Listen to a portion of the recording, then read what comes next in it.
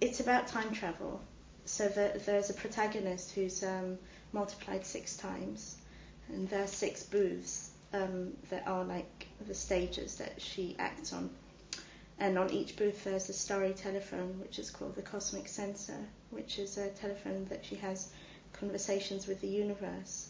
And the universe asks her what outcome she wants from that situation that she's in. So what happens, because she's multiplied 6 times, every possible narrative happens at the same time, if you see what I mean. Because whatever she decides, wherever she goes from that one stage, her double will be going somewhere else. So it just creates a kind of total, like a hypertext where every narrative is being played out at the same time. I design the costumes and I get my assistants to make them. So, and I do work with a costume designer who sometimes does like the more character, like not made stuff, you know. She does the actual characters that have ready-made clothes and stuff like that. But I do think that, you know, through a process of working, your aesthetic does become more refined in the sense that you find the things that you're more interested in within that aesthetic. So obviously it will be tighter in that way, I think.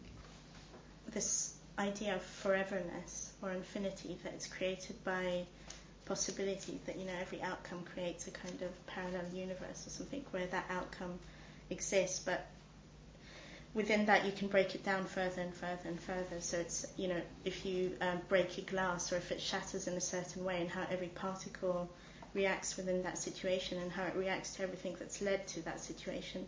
So that creates a kind of idea of infinity, like a static universe where everything exists but it's only spotlit by your singularity, spotlights a sequence.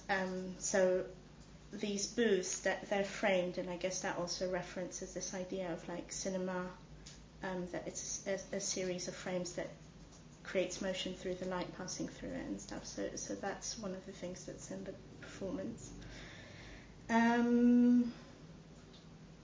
And also, you know, it doesn't have a beginning or an end, the performance. So it would be set up and the doors will open, and then, I shouldn't even say this because it breaks the illusion, but, you know, it would be set up and you would come in and this performance would be happening, and then when the doors close at night, then it will end. So it will be like 2.5 hours or 3 hours, really.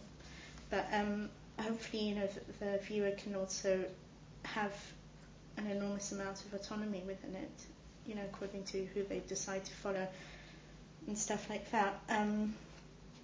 There is also this idea that there is a core trigger to the performance which is never revealed. There is something that the protagonist is trying to escape, which is never revealed, but in a way it's always happening. So it's like the nature of the actual experience is something she's trying to escape, I guess, and it's embodying her all the time.